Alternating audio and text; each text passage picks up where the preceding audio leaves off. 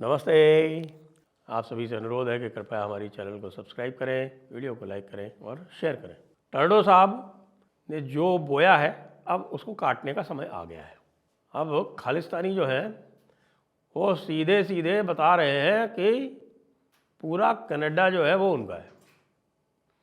जैसे आप जानते हैं कि यहाँ खालिस्तान वाले क्या बोलते हैं पंजाब में, वो कहते हैं कि भाई खाली पंजाब थोड़ी उनका है, पंजाब के साथ में हिमाचल भी उनका है और हिमाचल के साथ में हरियाणा भी उनका है और दिल्ली भी उनका है और उत्तराखंड भी उनका है। उत्तराखंड का जो पूरा तराई का इलाका है वो भी उनका है और साहब पीलीभीत ज़िला भी उन्हीं का है, खीरी ज़िला भी उन्हीं का।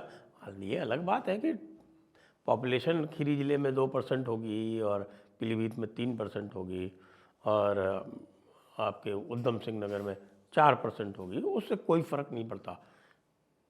जहाँ जहाँ चरण पड़े संतन के तहाँ तहाँ बंटा आधार, जहाँ चरण पड़ गए वो उन्हीं का हो गया। मतलब ये जो इस्लामी थे वो जिस तरह से दारुल इस्लाम बनाया करते थे ना, वो उसी तरह से इनका है ये Darul Khalistan.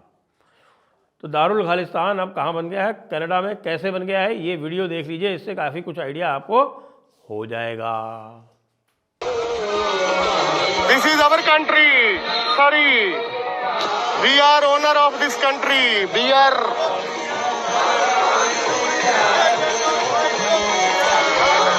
Khalistan. This is our country. You are from Europe. We are owner of this country. Go back to Europe. Go back to England. Deport our England people. You go back to Europe. You are not Canadian. We are Canadian. This is our country. You are invaders. We are native Indian. You go back. Go back. You white people, go back to your Europe. Go back to your England. We are owner of this country, you white people. This is our country.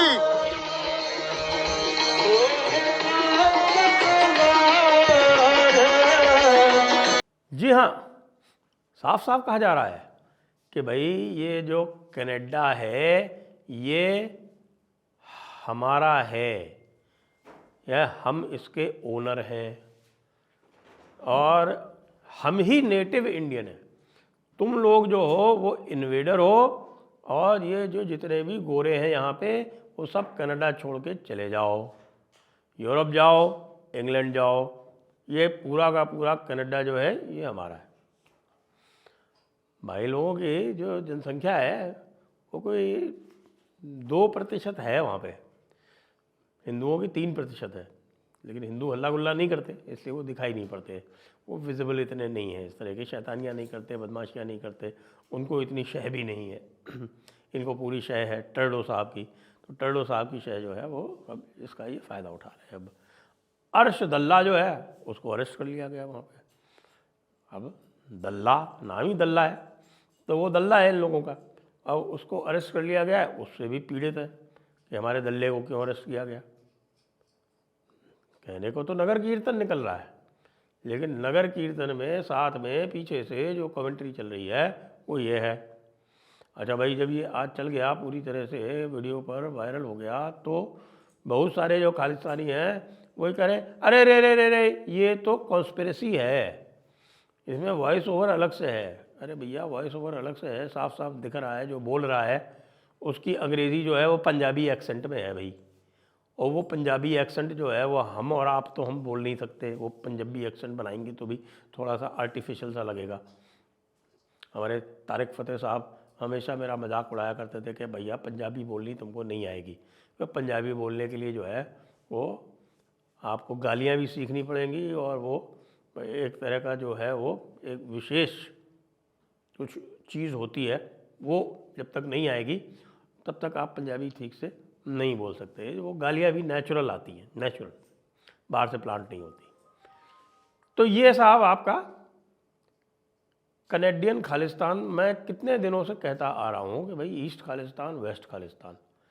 East Khalistan जो है वो Brampton है और waste Khalistan जो है वो सरे है।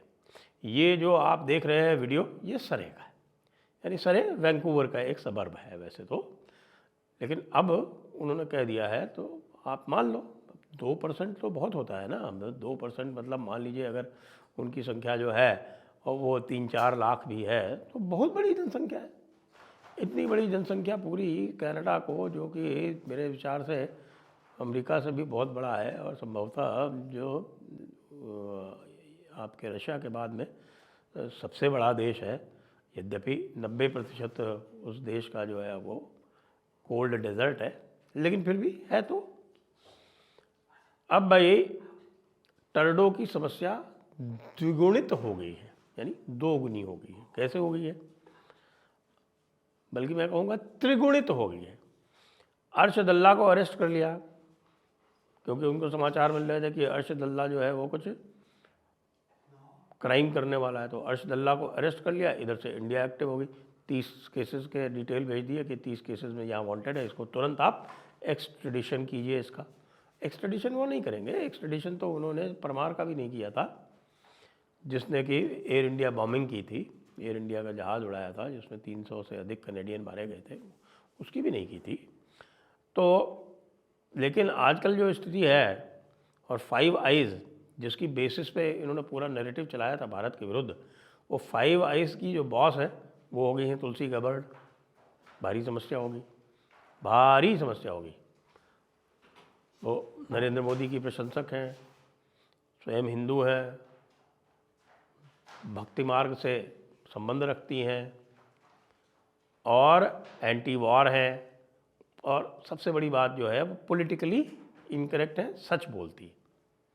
तो सच बोलने वाला जो व्यक्ति है वो टर्डो जैसे लोगों के लिए बहुत ही गंभीर रूप से संकटमय है, खतरनाक है।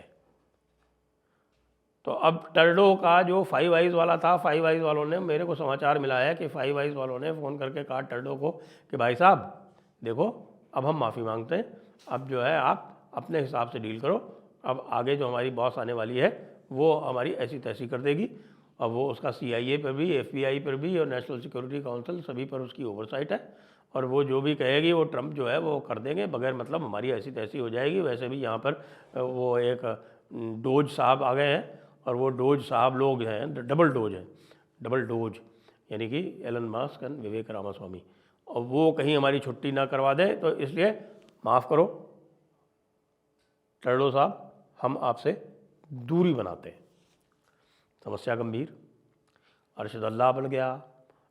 इधर ये जो है वो भाई लोग जो हैं, जब इन्होंने ये डिमांड शुरू करने की कि भाई वाइट्स जो है वो सारे यहाँ से जाओ और हम यहाँ पर कब्जा करेंगे, तो भारी जो है वो रिएक्शन हो गया वहाँ पर, यानी वाइट्स का भारी रिएक्शन हो गया, ज़बरदस्त रिएक्शन। अब यहाँ पर जो वाइट्स हैं कनाडा में वो 90% है।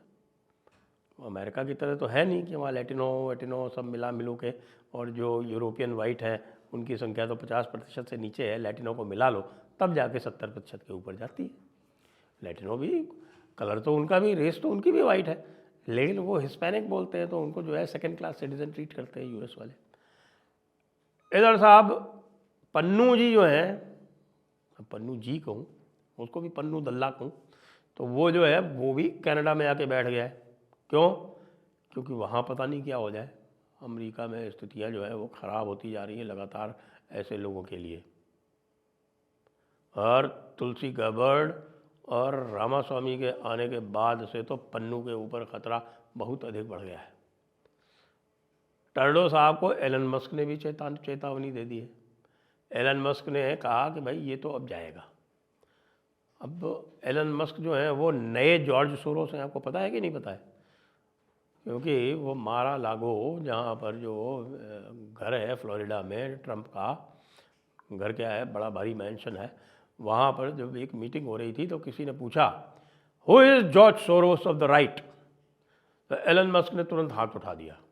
तो अब भाई अब और ख़तरा हो गया कि एक जॉर्ज सोरोस का इक्विवेलेंट अब यहाँ पर भी पैदा हो गया, जो कि जॉर्ज सोरोस और उसके फंडेड जितने भी लोग हैं उनकी सबकी बैंड बजाने में पूर्ण विश्वास रखता है।